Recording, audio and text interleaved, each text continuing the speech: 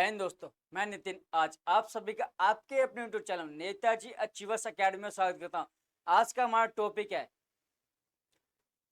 UPSC CSAT 2023 यानी UPSC CSAT 2023 पे जो रीजनिंग के क्वेश्चन पूछे गए थे आज हम उन्हें सोल्व करेंगे। आइए हमारा पहला क्वेश्चन देखते हैं हम उसमें क्या पूछा गया है। ध्यान से देखना क्या पूछा गया है। देखिए हमारा पहला क्वेश्चन ये है। अब देखिए से पूछा गया 125 सर्वसम घन एक घनाकार खंड के रूप में व्यवस्थित किए गए हैं। कितने घन हर पार्श्व के अन्य घनों द्वारा घिरे हुए हैं। सबसे पहले हमें ये पता होना चाहिए घन क्या होता है और सर्व सम घन क्या होता है। अब देखिए हमारा जो घन होता है सिंपल सा हम ऐसे बनाते हैं, घन हमारा ये होता है। घन हम सबको पता है घन ये होता है, लेकिन जो हमारा सर्व सम घन है उसमें क्या होता है, इसमें कुछ नहीं, बस ऐसे कुछ अंदर और घन बने होते हैं। ये हमारा सर्वसम घन होता है। लेकिन क्वेश्चन में हमारा पूछा गया है 125 सर्वसम घन यानी समान घन कैसे होंगे। इसके लिए हमें आकृति बनानी पड़ेगी। 125 सर्वसम यानी पहले हम घन बना लेंगे।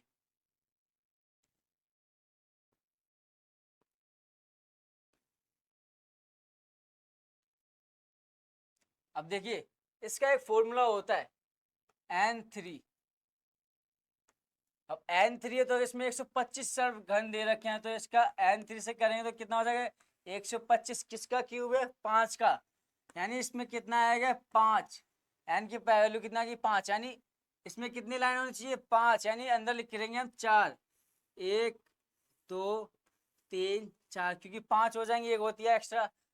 1 2 3 4 इसी प्रकार से यहाँ पे 1 2 3 4 यहाँ पे भी 4 4 करेंगे। 1 2 3 4 1 2 3 4 1 2 3 4 ये बन गया हमारा सर्वसम घन। 125 घन है, इसके अंदर सर्वसम समान के, लेकिन कितने घन हर पार्श्व के अन्य घनों द्वारा घिरे, यानी इसके अंदर जो बने हैं, अंदर जो बीच में बने हैं, इसके बीच में कितने सब घन बने हुए, यानी ना तो इधर किनारे पे, ना इधर किनारे, ना इधर इसके बीचों बीच में कितने ऐसे घन है जो घिरे हुए हैं, इसके अंदर हमें वो ज्ञात करना है।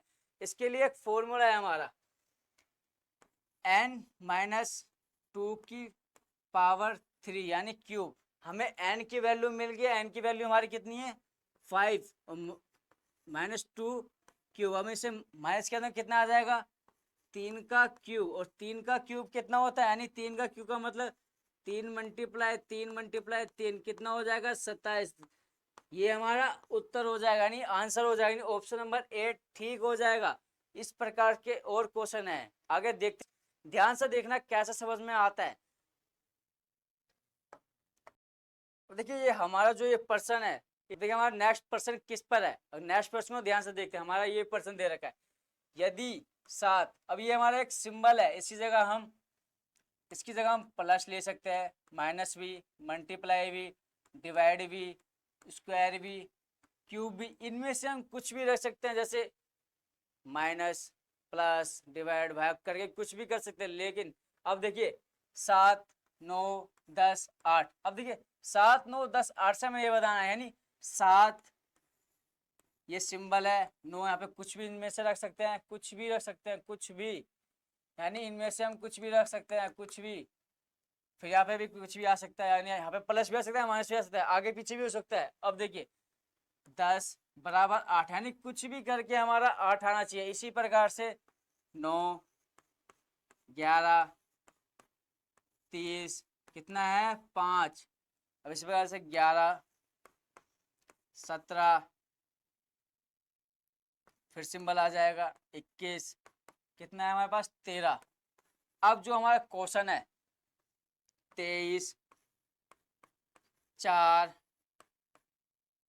15, यहाँ पे क्या आएगा, उससे पहले हमें इसे सोल्व करना पड़ेगा। 8 कैसा आया, 5 कैसा आया, 13 कैसा आया। अब इसे सोल्व करते हैं। सबसे पहले हम क्या करेंगे, प्लस करके देखते हैं। 7 9, यानी सबसे पहले हम कुछ भी सिंपल से करते हैं प्लस करके चलते ताकि हमारी जल्दी आसान तरीके से हो। प्लस सबसे पहले करते हैं 7 प्लस 9 16 प्लस 10 कितना हो गया 26। लेकिन हमें 8 लाना है, लेकिन हमें कुछ भी पता नहीं है, यानी 26 आया तो 26 को हम फिर तोड़ देंगे, 2 6 करके लिख देंगे तो 8। देखिए एक में तो हमारा ये बन गया, अब नेक्स्ट में बनता है कि नहीं बनता हमें वो भी चेक करना पड़ेगा ताकि हमारा आंसर नंबर यहाँ पे आ जाए, हमारा सोल्व हो जाए। अब देखिए 9 प्लस 11 20 प्लस 30 कितना हो गया 50। अब 50 को तोड़ के लिखेंगे तो कितना हो जाएगा 5 प्लस 0 यानी 5 आ जाएगा, यानी बन गया। अब देखिए इसी प्रकार से जो तीसरा है 11 प्लस 17 28, 28 में 21 जोड़ेंगे तो कितना आ जाएगा 49। 49 को तोड़ के करेंगे 4 प्लस 9 13, देखो हमारे तीनों सोल्व हो गए। अब इसी प्रकार से जो लास्ट वाला है वो भी सोल्व हो जाएगा। 23 4 कितने होते हैं 27, 27 में 15 ऐड करें कितना हो जाएगा 42। अब इस 42 को हमें सेम इसी प्रकार से तोड़ के रखेंगे तो कितना आ जाएगा 4 प्लस 2 यानी 6, ये हमारा आंसर हो जाएगा, यानी ऑप्शन हमारा कौन सा ठीक हो जाएगा ए। देखा कितना आसान था। इसी प्रकार का और क्वेश्चन आते रहते हैं, उसे ध्यान से पढ़ना है ताकि हमारा ध्यान कहीं बस पेपर पे ध्यान रहना चाहिए, उस समय किसी पे ध्यान नहीं होना चाहिए। तो हमारा कोडिंग डिकोडिंग पे आधारित यानी कूट लेखन पर आधारित है। आइए इसे देखते हैं। इसमें देखिए क्या लिखा है, यदि 0 को CHUR के रूप में लिखा जाता है तो प्लेयर को किस रूप में लिखा जाएगा, यानी हमें इसका संबंध इसका संबंध इन चारों से किसके साथ होगा हमें ये ज्ञात करना है। आइए हम इसको ज्ञात करते हैं। सबसे पहले ZER 0 को क्या लिखा गया है CHUR। सबसे पहले हमें इसको ज्ञात करने के लिए सबसे पहले हमें सबसे मेन चीज जो ए से लेकर जेड तक है अल्फाबेट, हमें इनकी प्लेस वैल्यू ज्ञात होनी चाहिए। कौन सा किस नंबर पे आता है, जैसे ए 1 पे आता है, बी 2 पे आता है, सी 3 पे आता है, ई 5 पे आता है। अब देखिए इनकी प्लेस वैल्यू ज्ञात करने तो जेड कितने पे आता है 26 पे, ई कितने पे आता है 5 पे, आर हमारा कितने पे आता है 18 पे, ओ 15 पे। अब देखिए सी कितने पे आता है हमारा 3 पे, एच 8 पे, क्यू हमारा 21 पे, आर 18 पे। देखो इनकी प्लेस वैल्यू में ज्ञात हो गई। अब ये इनका संबंध कैसे हमें वो ज्ञात करना चाहिए। अब देखिए इनका संबंध देखिए, क्वेश्चन देखिए जेड यानी इसका संबंध सी से है, ई का संबंध एच से है, आर का संबंध यू से, ओ का संबंध आर से। अब देखिए इसमें क्या क्या हो रहा है, 26 में 3 ऐड करेंगे 29, 29 यानी 26 तक एबीसीडी होता है। उसके बाद दोबारा काउंट होना 26 का 27 28 29 यानी 1 2 3 दोबारा नहीं सी। अब देखिए 5 में 3 ऐड करेंगे तो 8 हो जाएगा, 8 में 3 ऐड करने इसमें कितना कितना ऐड हो रहा है 3 ऐड 3 3 ऐड हो रहा है 3 3, यानी इसमें हमें इनका पता चल गया इसमें क्या यूज कर रखा है, +3 यूज कर रखा है। इसी प्रकार से जो नेक्स्ट है प्लेयर, इसमें क्या यूज होगा, सेम 3 3 यूज करना है, कुछ हटके यूज नहीं करता कि हमारा क्वेश्चन गलत हो जाएगा। अब देखिए प्लेयर की प्लेस वैल्यू में आता है PLAYER। अब इसकी प्लेस वैल्यू क्या होगी, हमें पता है ए से लेके जेड तक के सभी संख्याओं की प्लेस वैल्यू, तो हम इसे आसानी से कर सकते हैं। आइए इसको करते हैं, इनकी प्लेस वैल्यू क्या होगी देखते हैं। अब पी की प्लेस वैल्यू कितनी होती है 16, एल की 12, ए की तो सिंपल है 1, वाई की 25, ई की 5, आर की 18। अब देखिए हमें इसकी प्लेस वैल्यू होगी, लेकिन हमें इसमें करना क्या है 3 3 ऐड करना है। अब 16 में 3 ऐड करेंगे तो कितना आ जाएगा 19। अब 12 में 3 ऐड करेंगे कितना आ जाएगा 15। अब 1 में 3 ऐड करेंगे कितना आ जाएगा 4। अब 25 में 3 ऐड करेंगे तो 28 आएगा, यानी दोबारा से यानी 2 इसकी जगह आएगा 27 हो जाएगा। अब 5 में 3 ऐड करेंगे कितना आ जाएगा 8, 18 में 3 ऐड करेंगे कितना आ जाएगा 21। अब देखिए हमें पता हो गया 3 3 ऐड करने के बाद हमें ये पास ये मिल रहा है। अब इसकी जगह इन पे क्या कौन सा नंबर आता है, 19 की प्लेस वैल्यू क्या है एस, 15 पे क्या आता है ओ, पे 4 पे डी, 2 पे क्या आता है बी, 8 पे एच और 21 पे क्या आता है यू। यानी देखिए SODBHU, यानी इसमें ऑप्शन नंबर कौन सा हमारा मिल रहा है, ऑप्शन नंबर डी राइट है। यानी देखिए प्लस इसमें भी 3 हो रहा है, सब में प्लस 3 हो रहा है, कोई चेंज नहीं हो रहा प्लस, यानी हमारे जो तरीका है बिल्कुल राइट जा रहा है, यानी ऑप्शन नंबर राइट हमारा डी हो जाएगा। देखा, देखिए अगला जो पर्सन है, उस समूह को चुनिए जो अन्य समूहों से भिन्न है, यानी इन चारों में से एक ऐसा समूह है जो इन सबसे अलग दिखता है। आइए देखते हैं 17, 37, 47, 97। ये देख के क्या समझ में आ रहा है, कुछ आ रहा है? कौन सी संख्या हमारी प्राइम नंबर, अभाज्य संख्या, भाज्य संख्या कौन सी है? ये हमारी कौन सी संख्या हमारी अभाज्य संख्या है, सारी अभाज्य संख्या यानी प्राइम नंबर। ये सारे हमारे प्राइम नंबर यानी सारी सेम है। अब इसमें देखिए 31, 41, 53, 67 ये सारे भी हमारी प्राइम नंबर अभाज्य नंबर हैं। 71, 73, 89, 83 ये सारी भी हमारी अभाज्य और प्राइम नंबर है। अब ऑप्शन नंबर डी, यानी इसमें कोई गलती होगी एक आधी, 83, 89, 91। देखिए आइए 91 हमारी अभाज्य संख्या नहीं है, ये भाज्य संख्या है। ये किसके टेबल में आता है 13, यानी ऑप्शन नंबर डी राइट है, यानी ये सबसे भिन्न है इन चारों में से, यानी ऑप्शन नंबर राइट डी हो गया। और ये भी हमारी अभाज्य संख्या। इसको ध्यान से देखना, पर्सन है, ध्यान से समझोगे तो आसान से समझ में आ जाएगा। ये पर्सन को ध्यान से पढ़ते हैं।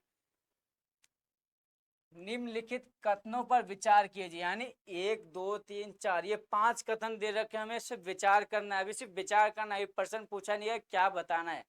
अब देखिए ए आयु में बी से बड़ा है, ए आयु में बी से बड़ा है तो हम ऐसा नहीं, ए आयु में बी से बड़ा है यानी इसकी वजह से हो जाएगा। सिंपल है। सी और डी समान है, सी और डी समान है, आगे पीछे यानी डी आगे पीछे समान है, कुछ भी कर सकते हैं। अब ई तीसरे पॉइंट में क्या पूछेगा, ई आयु में सबसे छोटा है, जो ई है सबसे छोटा है, सबसे छोटा घर में यानी सबसे छोटा यही है। अब एफ आयु में डी से छोटा है, एफ आयु में डी से छोटा है तो क्या हो जाएगा, डी से छोटा यानी डी बड़ा हो जाएगा। अब एफ आयु में ए से बड़ा है, एफ जो है आयु में ए से बड़ा है, देखो हमारा बन गया। ए बी से बड़ा है, सी और डी समान है, ई सबसे छोटा है, एफ आयु में डी से छोटा है यानी डी से छोटा हो गया, एफ आयु में ए से बड़ा है, यानी हमारे पास कितने मेंबर हो गए, कितने सदस्य हैं परिवार में, 6 लोग। देखिए A B C D E F 6 लोग हैं यानी 6 व्यक्ति हैं। अब देखिए ऐसा पूछा गया सबसे अधिक उम्र के व्यक्तियों को निर्धारित करने के लिए उपर्युक्त कितने कथनों की आवश्यकता होगी, यानी जो ये तो की 2 की 3 की 4 की या सभी की, इनकी समय यदि 2 की जरूरत होगी 3 की या सारी, यानी कितने की जरूरत हो हमें ये ज्ञात करना है। अब देखिए कितने सदस्य हैं परिवार में, 6, 1 2 3 4 5 6। ABCD सीक्वेंस नहीं चल रहा, लेकिन हमें ज्ञात करना है कैसे होगा। अब देखिए हमें इसमें एक पता है, कौन सा पता है, ई जो है हमारा सबसे छोटा है, यानी सबसे लास्ट में हम ई आराम से रख लेंगे क्योंकि ई सबसे छोटा है। अब देखिए सी और डी समान है, सी और डी जो है समान है, आगे पीछे हो सकते हैं समान है। अब देखिए ए बी से बड़ा है, अभी क्वेश्चन यानी में से छोटे हैं, एफ जो है डी से छोटा है, जो एफ है डी से छोटा है, यानी डी जो बड़ा है एफ से, हो गया। एफ आयु में डी से छोटा है, छोटा है। अब देखिए एफ आयु में ए से बड़ा है, हो जाएगा। एफ जो है ए से बड़ा है, जिसकी तरफ मुंह खोला है वो बड़ा होता है। अब देखिए ए बी से बड़ा है, हो गया। ए बी से बड़ा है, देखिए सीक्वेंस समझ गया। देखिए ए बी से बड़ा है, एफ डी से छोटा है, हो गया। एफ ए से बड़ा है। अब देखिए सिंपल सा रख सकते हैं, अब देखिए यहाँ पे बी रख सकते हैं, हो जाएगा, सही है। ये ए, ये भी बड़ा हो जाएगा। ये एफ जो हमारा सी डी है, सी डी यहाँ रख लो या डी सी यहाँ रख लो, ये आगे पीछे हो जाएगा, कोई दिक्कत नहीं है। अब देखिए हो गया, हमने इसमें कितने कथनों की जरूरत पड़ी है, सभी कथनों की जरूरत पड़ी, यानी 1 2 3 4 5 यानी सारे कथनों की जरूरत पड़ी, सभी 5 की हमें आवश्यकता पड़ी है। इसका उत्तर निकालेंगे नहीं, हमारे सभी प्रश्नों की आवश्यकता पड़ेगी। देखा कि क्वेश्चन पेपरों में आते रहेंगे, इसको हमें करने के लिए हमें सिर्फ प्रैक्टिस करनी है ताकि हमारा पेपर जल्दी से हो सके। इसी प्रकार की और वीडियो देखते रहने के लिए हमारे चैनल से जुड़े रहिए। जब तक के लिए जय श्री राम।